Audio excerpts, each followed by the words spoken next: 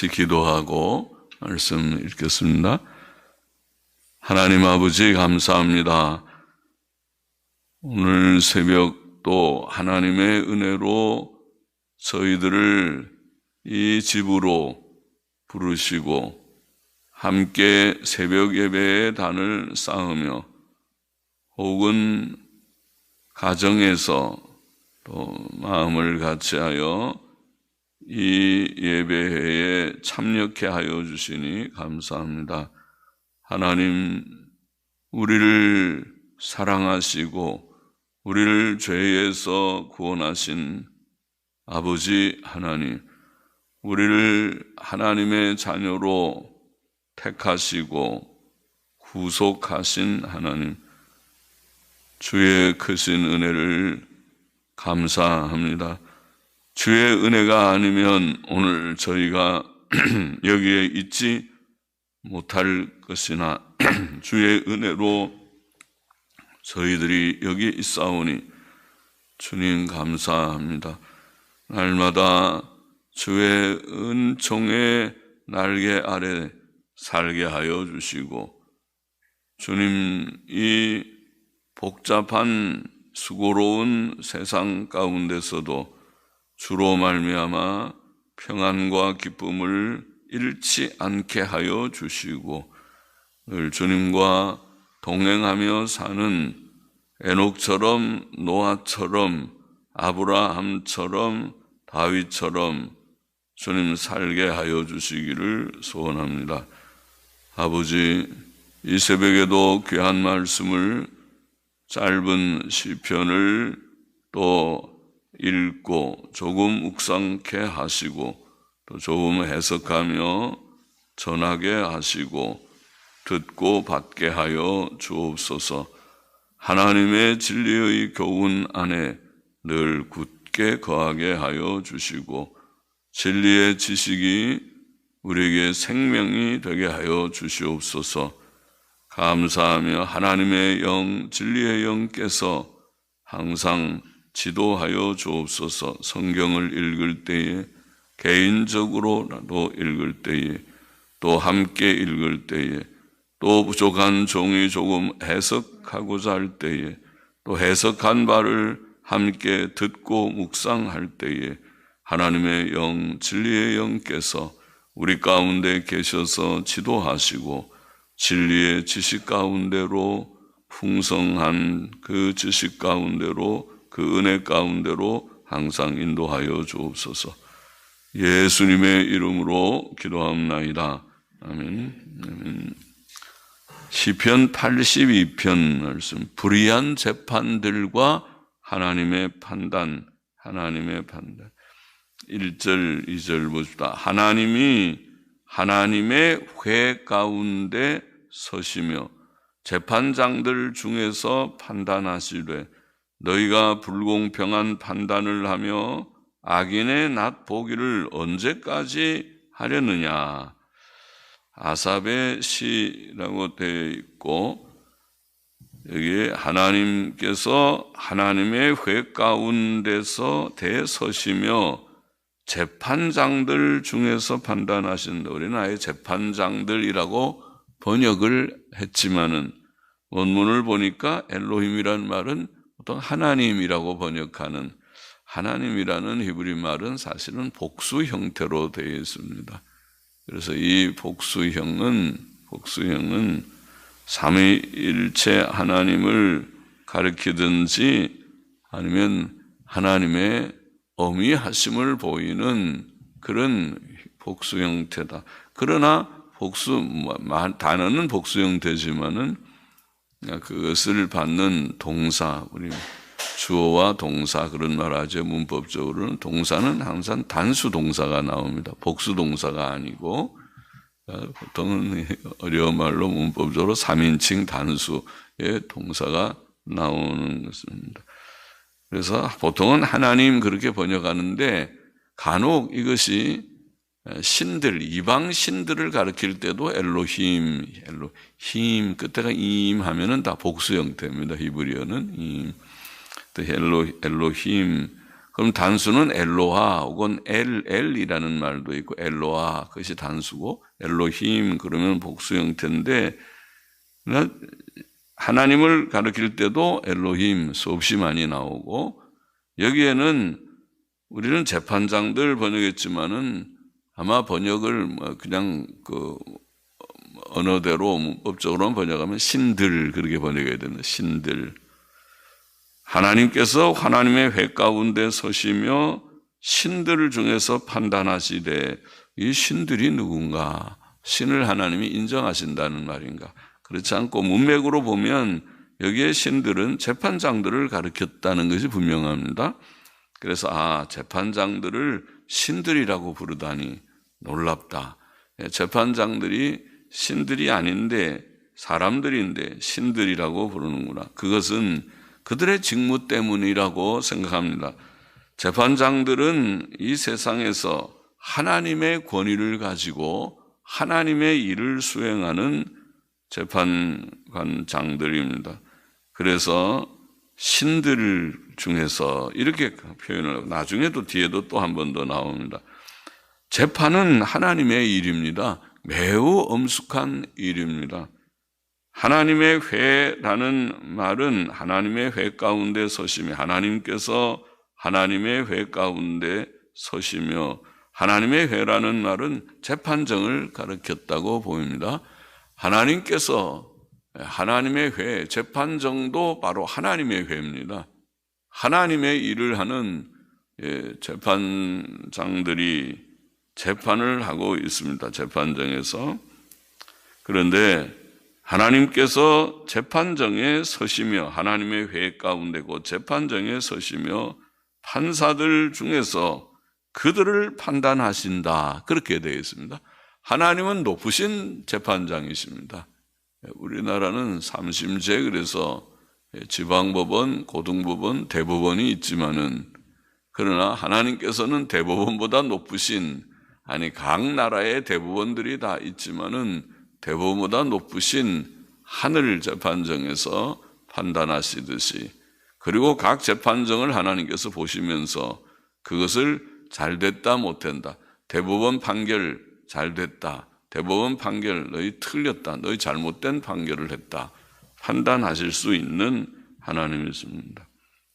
그는 판사들이 하나님의 대리자들로 공의를 시행해야 하였지만 악인들의 낯을 보아주며 여기에 본문에 보면 악인의 낯 보기를 언제까지 하려느냐. 악인들의 낯을 그 재판이 바로 그것이죠.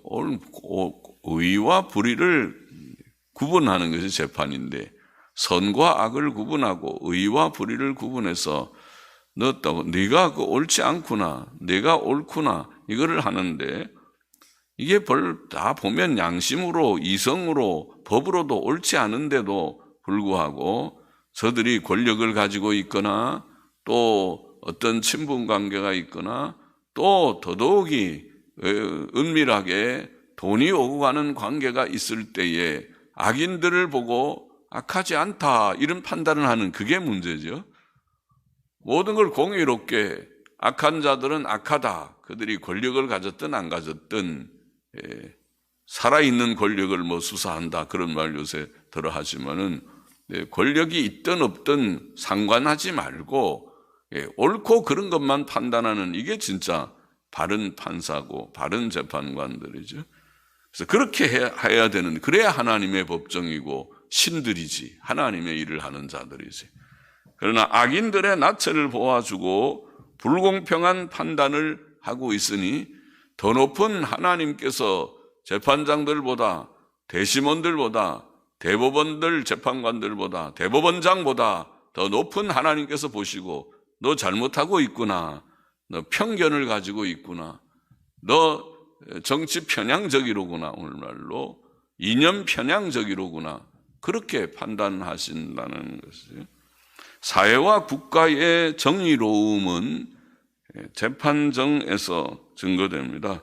사회가 얼마나 정의롭고 국가가 얼마나 정의로운가 하는 것은 재판정에서 판사들이 판단하는 것에 의해서 이루어집니다.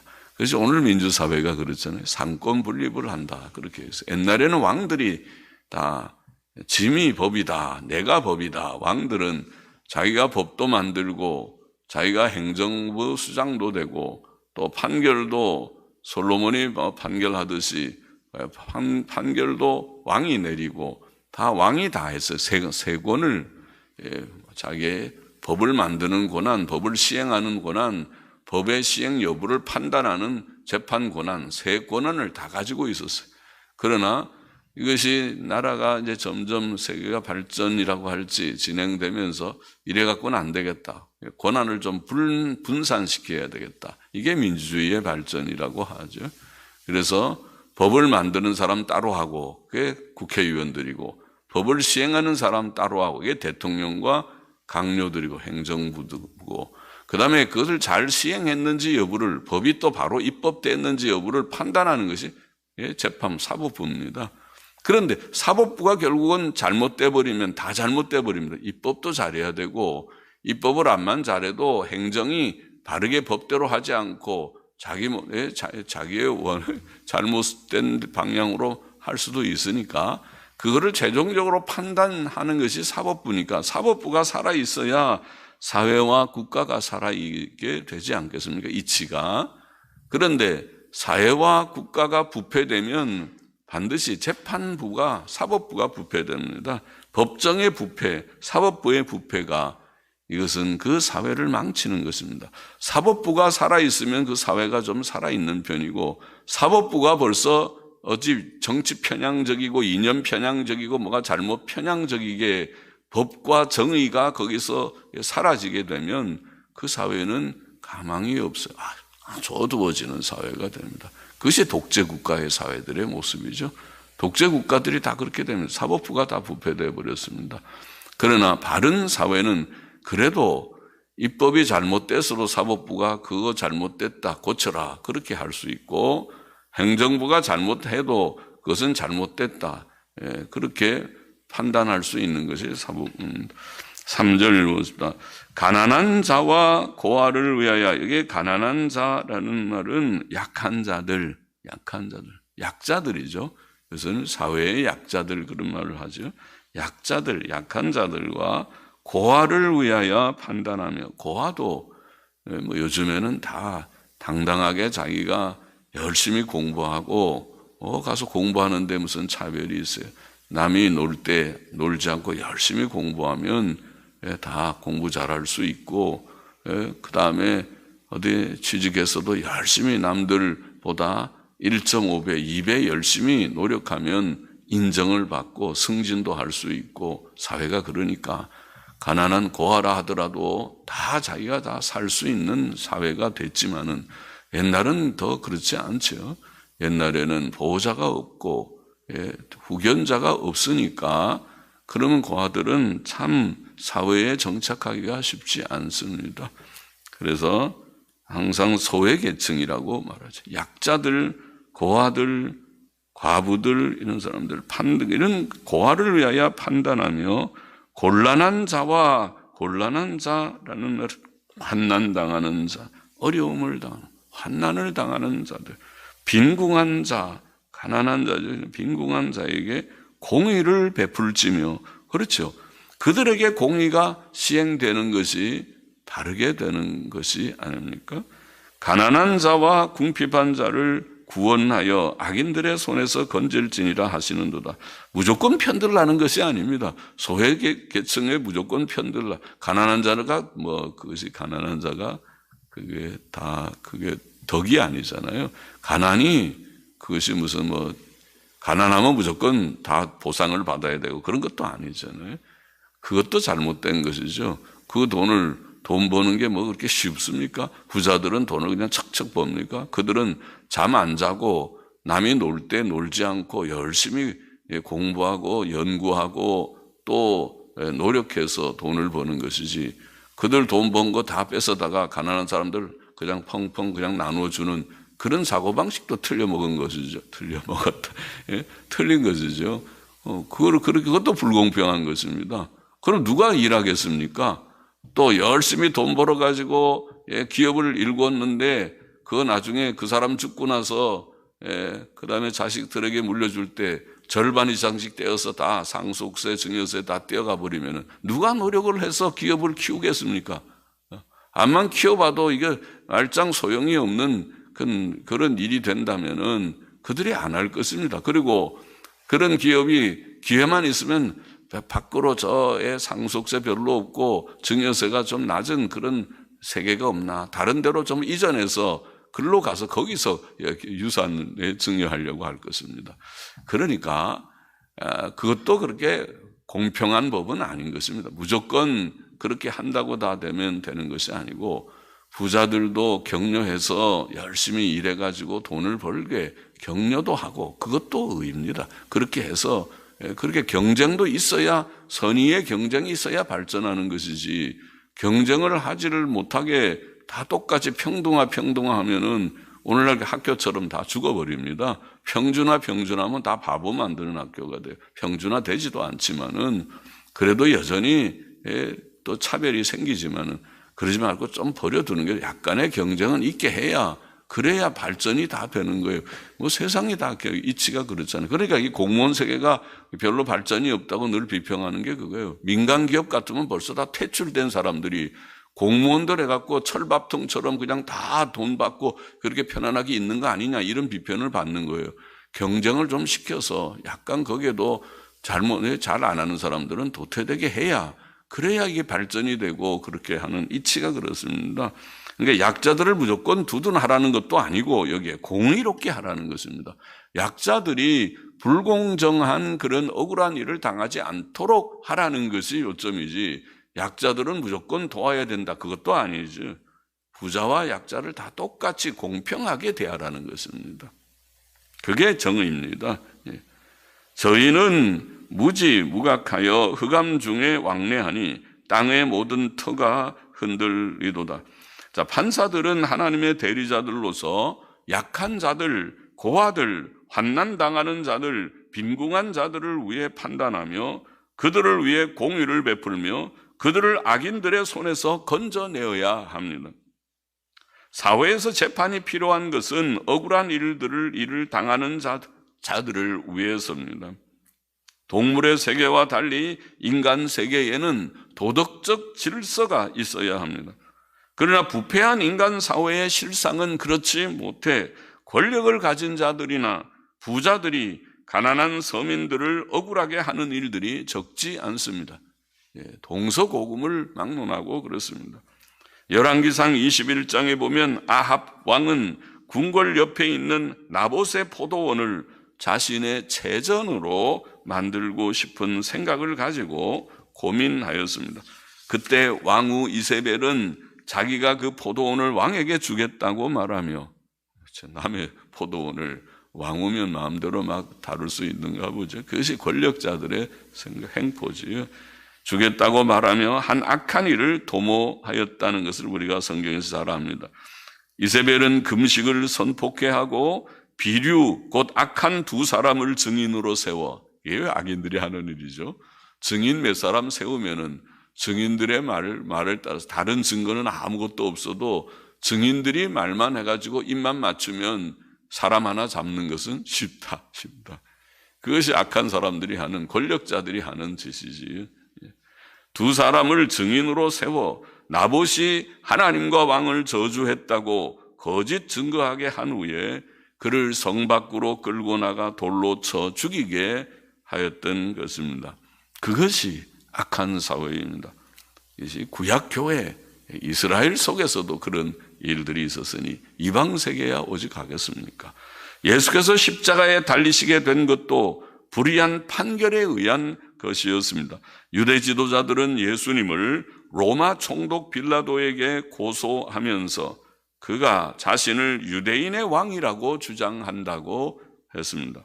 유대인의 왕이라는 예수님의 주장은 로마 황제 가이사를 반역하는 일이기 때문에 반역죄로 다스려야 한다고 총독을 압박한 것입니다. 무서운 것이죠. 사람들이 죄를 그렇게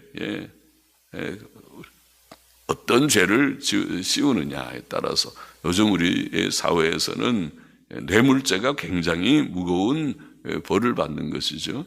그러니까 뇌물죄, 그것이 뭐 몇억, 몇십억, 몇백억 되면은 형이 몇십 년 형을 받게 되는 죄니까 그 죄를 함부로 갖다가 적용하기가 어렵습니다. 명백한 증거가 없으면 하면 안 됩니다. 그러나 우리 사회에는 뭐 이상한 말들도 있어요. 묵시적 청탁. 묵시적 청탁, 나는 그 얘기 들을 때 전혀 이해가 되질 않아요. 법조인들은 그 말이 이해가 되는지 모르지만 묵시적 청탁이 뭡니까? 그거는 다른 뒤집어 말하면 증거가 없는 청탁이란 말이에요. 물증이 정확하게 없는데 묵시적으로 이거는 청탁이 분명하니까 죄가 뇌물죄가 된다. 세상에, 나는 그런 죄에 그거는 나중에 역사가 판단하겠지만은 그것은 옳지 않다고 나는 생각합니다. 개인적으로. 그런 죄가 세상에. 그래서 그 명백한 받은 증거가 없는데도 그 모든 걸 받았다고 해가지고 그게 묵시적 청탁해가지고 권력자들이 기업들에게 몇백억을 받았다고 갖다가 연결시켜 놔버리면은 그 나중에 형을 몇십 년 받게 되는 것입니다. 그러면 누가 권력자들이 기업들을 독려해서 나라를 위한 선한 사업을 하겠습니까? 하면 다 갖다 걸려 넘어지면 그 다 기업들은 다 연관돼서 뭔가 붙이면은 비슷한 것들이 다 있을 텐데 기업의 이익을 위해서 권력과 결탁했다 갖다 다 연결하면은 어느 대통령이든지 나중에 감옥 안 갈 사람이 있겠습니까? 그 나라의 일을 하려고 하면 기업들에 다 힘을 빌려가지고 이 일 저 일 큰 일들을 할 것인데 하면 다 갖다가 붙일 것입니다. 묵시적 청탁. 그래서 참 희한한 논리입니다. 빌라도는 예수님에게 죽일 죄가 없다고 판단했고 3번이나 그렇게 말했으면 누가복음에 보면 그러나 유대 지도자들의 간계와 백성들의 소요로 인해 십자가형이라는 극형의 판결을 내리게 되었고 예수께서는 불의한 판결로 죽임을 당하신 것입니다. 그것이 예입니다. 그것이 아합이 나봇의 포도원 빼앗을 때에 한 짓이나 유대 지도자들이 예수님 십자가에 못 박은 일들이나 이것이 이 사회의 불법한 재판의 예들입니다.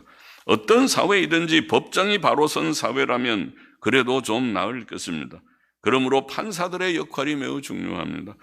그러나 정치적 편견과 물질적 탐욕을 가지고 불의한 판결을 내린다면 그런 사회에는 소망이 없습니다.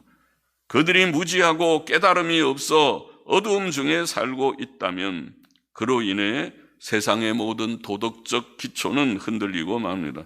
세상의 극심한 도덕적 부패와 혼란은 법정의 부패에서 드러납니다. 6절 보십시다. 내가 말하기를 너희는 신들이며 또 나오죠. 하나님께서 이 판사들에게 신들이다. 여기도 똑같은 엘로힘입니다. 앞에 1절과 같은 것입니다. 거기에 재판장들 그렇게 번역했던 신들이며 다 지존자의 아들들이라 하였으나 너희는 범인같이 죽으며 방백의 하나같이 엎어지리로다. 하나님께서는 판사들에 대해서 너희는 신들이다 또 인정하십니다. 판사들의 권위와 직무는 하나님에게서 온 것이기 때문에 그런 표현을 합니다. 그들은 하나님의 일을 하는 사람들입니다. 그러나 그들이 불의한 재판을 통하여 그 직무와 권위를 저버렸기 때문에 그들은 평범한 사람같이 죽고 방백의 하나같이 엎드러질 것입니다. 8절 보십시다. 하나님이여 일어나사 세상을 판단하소서. 모든 열방이 주의 기업이 되겠음이니이다. 주께서 모든 열방에서 기업을 얻으시겠음이니이다. 하나님께서는 마지막 날에 세상을 심판하기 위해 일어나실 것입니다. 마태복음 13장에 보면 예수께서는 곡식과 가라지 비유를 통해 세상 끝날에 하나님의 심판이 있을 것이라고 말씀하셨습니다. 농부가 가을에 곡식을 추수하듯이 하나님께서는 세상 끝날에 온 세상을 심판하실 것입니다. 그때 구원 얻은 백성은 복된 천국에 들어가게 되지만 회개치 않고 죄 가운데 살던 자들 중 즉 구원 얻지 못한 자들은 하나님의 영원한 진노의 형벌 곧 지옥 불못에 던지울 것입니다. 사도 바울도 하나님의 마지막 심판의 날에 대해 말했습니다. 로마서 2장에서 그랬죠. 다만 내 고집과 회개치 아니한 마음을 따라 진노의 날 곧 하나님의 의로우신 판단이 나타나는 그날에 임할 진노를 네게 쌓는도다. 곧 내 복음에 이른 바와 같이 하나님이 예수 그리스도로 말미암아 사람들의 은밀한 것을 심판하시는 그날이라. 마지막 심판 날이 있다. 하나님께서는 마지막 심판으로 모든 불의를 벌하시고 땅 위에서 도덕 질서를 세우실 것이며 세상의 공의에 하나님께서 계시며 그가 공의로 세상을 다스리심을 증거하실 것입니다. 그런 후에 우리는 의에 거하는 바 새 하늘과 새 땅을 보게 될 것입니다.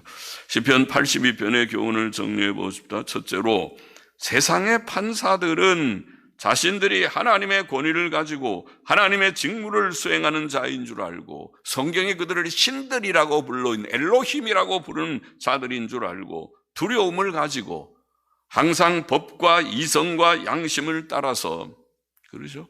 법의 원리가 그거잖아요. 법의 원리가 이성과 양심에 따라서 판단해봐라. 바르게 판단해보면 옳고 그름을 알 수 있다는 것이. 법과 이성과 양심을 따라서 공의의 판결을 내려야 합니다. 이념 편향적인, 정치 편향적인 판단을 해서는 안 된다. 그러면 오늘날 말로 보면 법과 정의에 따라서, 이성에 따라서, 양심에 따라서 판결하는 판사들이 되어야 한다. 모든 판사들이 들어야 할 성경의 진리요 귀한 원리입니다. 따라서 그들이 약한 자들, 고아들, 가난한 자들, 환난당하는 자들을 배려할 때 배려하고 그들에게 억울하지 않도록 공의를 시행하는 자들이 되어야 한다. 그래야 사회가 바로 되잖아요. 억울한 일이 있으면 법정에 가서 호소하니까 해결이 됐다. 그래야 될 것입니다. 둘째로 마지막 날 하나님께서는 온 세상을 공의로 심판하실 것이다. 그것을 보이고 있습니다. 하나님은 모든 판사들 위에 계신 큰 판사이십니다. 대법원장보다 높은 하나님의 판사이십니다. 높으신 하나님께서 판단하십니다. 하나님의 심판의 대상은 판사들을 포함하여 모든 사람들입니다. 하나님의 심판은 지극히 공의롭고 공정할 것입니다. 모든 사람은 자기의 행한 대로, 행위대로 심판을 받을 것입니다.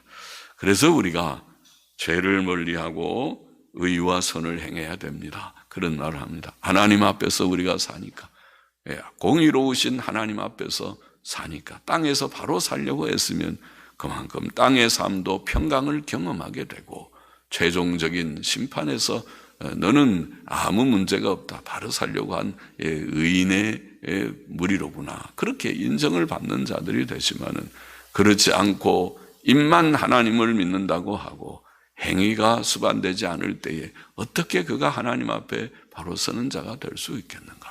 그래서 바르게 우리가 살기를 힘쓰는 우리가 되어야만 할 것입니다.